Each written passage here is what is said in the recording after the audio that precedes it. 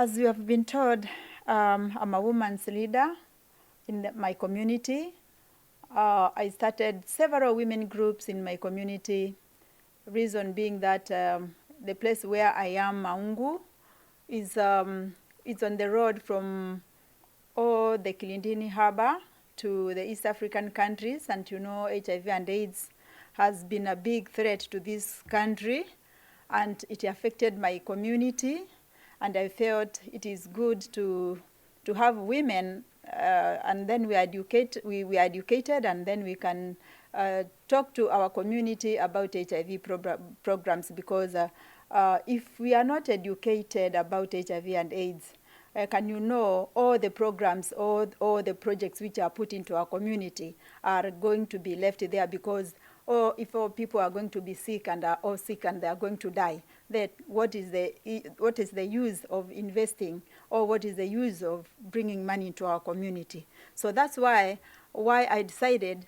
to volunteer myself, go talk to the administration, ask different women in different community, and we formed different groups. I lead 26 groups, women groups, and one is a CBO, Marungu Association, which is a bridge to Wildlife Works and Marungu Community.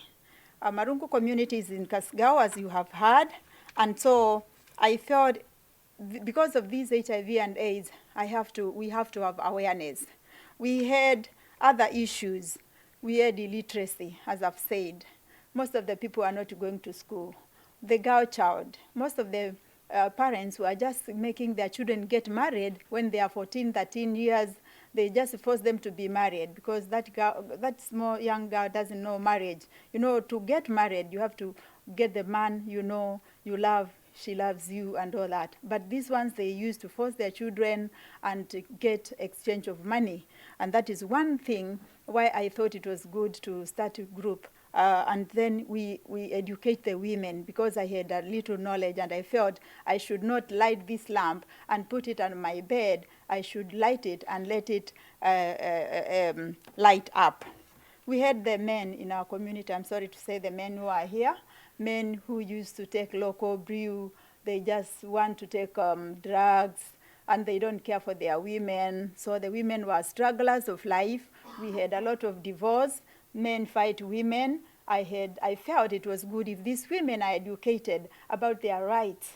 If you are beaten, you run and go and say, I'm beaten. What is the next step to the administration? So we see how this is done, and that's why I thought it was good to have women start their own groups.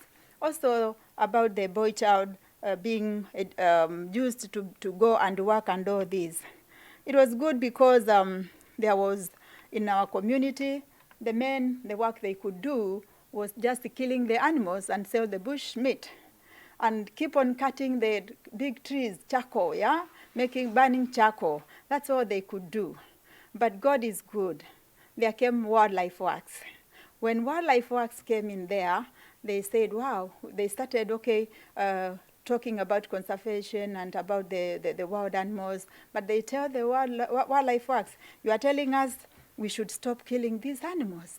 What are we going to feed our women? What are we going to feed our family? Then give us jobs. So I'm happy for Mike, who made a big decision. I was thinking the other day when I was in my room, thinking, a man in here, California, thinking about somebody in Marungu. I'm telling you, is somebody with a big heart. So I say, I have to volunteer myself many times till my death to make sure my community keeps on, has a big change.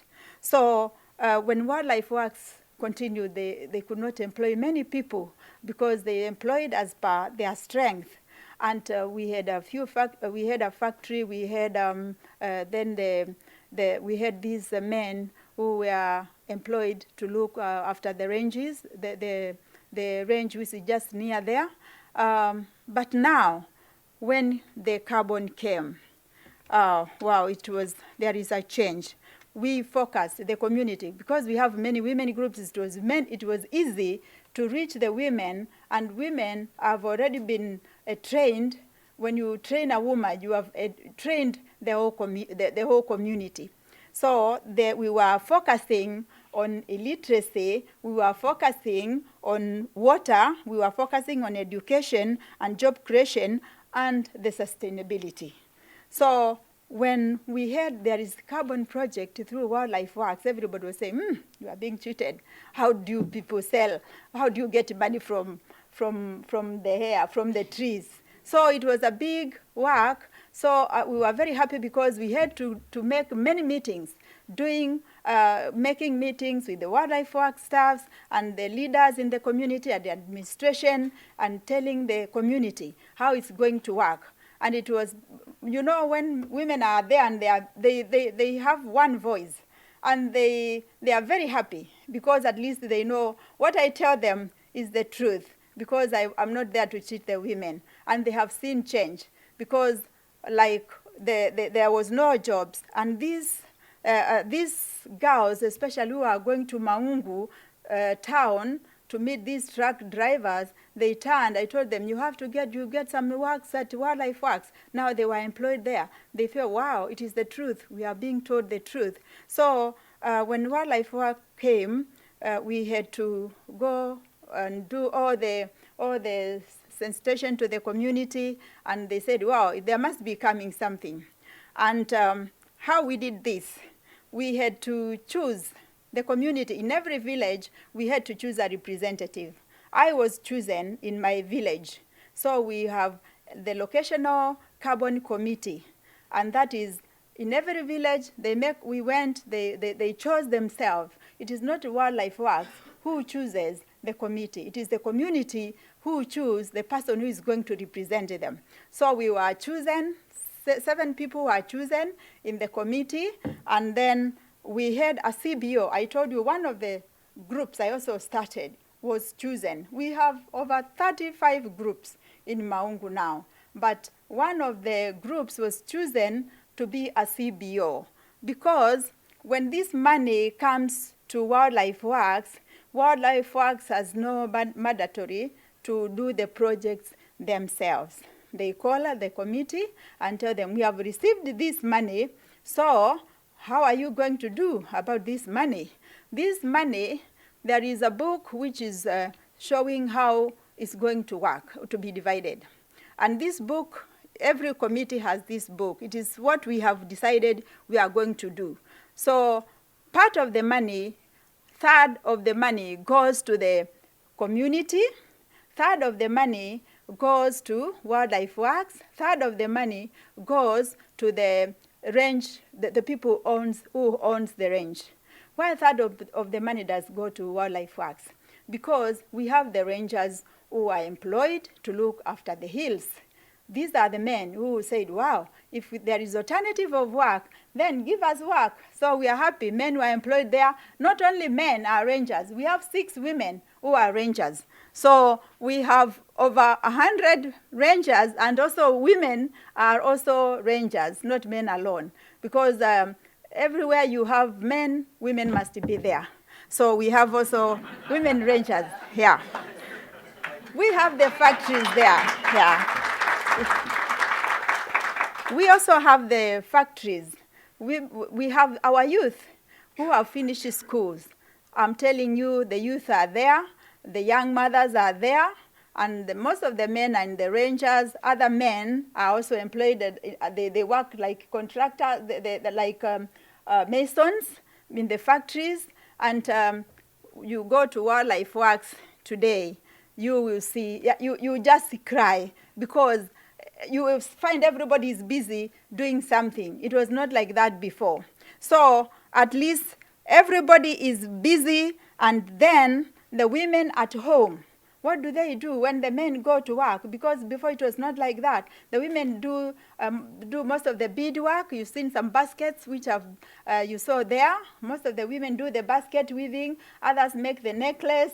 Others make the key rings. And also Wildlife Works is helping us to sell those things.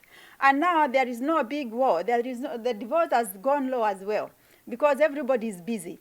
There was no family planning before. Most of the women were having more than 10, 11 children, one person, because they had nothing to do. But now, Wildlife Works, because now the men are employed by Wildlife Works, and they are getting their salaries. Women are doing their own things. Now they have also agreed to do the spacing, yeah? Because there is no time to keep on looking for the children, because family planning has been agreed now. So there is a big change, because when you find man is in the house and the woman, they are doing nothing else, they will think of nothing else, only getting children, unnecessary children. So that one is no longer there.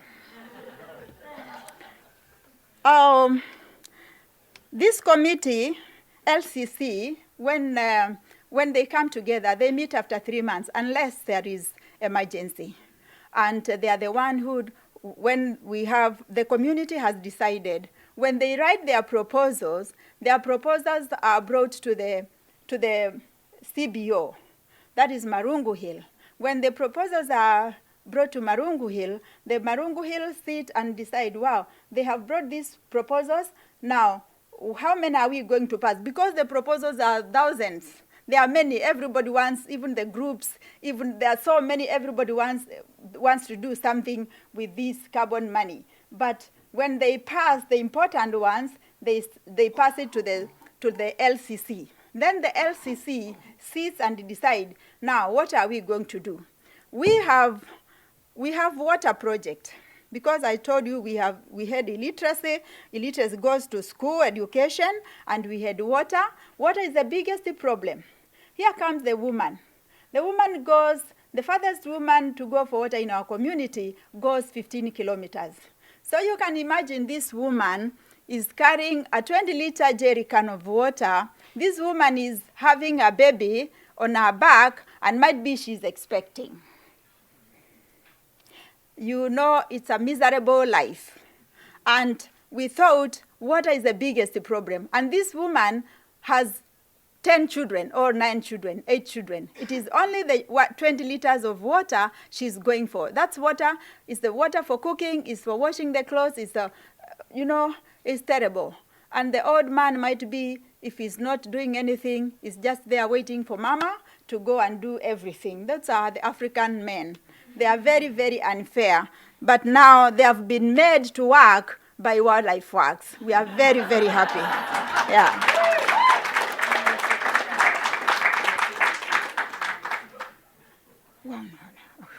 Okay, then after meeting, I said I should get more minutes because I'm not using computer. Then this after this, when they pass the whatever is passed, like water is our biggest problem. You saw sustained water project there. That project took 1.3 million, and now it has saved over 4,000 people. And now they are getting just water around. They are not going 15 kilometers anymore. We have another water project in Itinyi, which is going to save 3,000 people, and that is going to take place in 3 months' time to come, because we have some money from the government, which is widening the pipe. And after widening the pipe, we could have used the carbon money, but we couldn't, because we were waiting for the pipe, the main pipe, to be widened, which has taken over 20 years.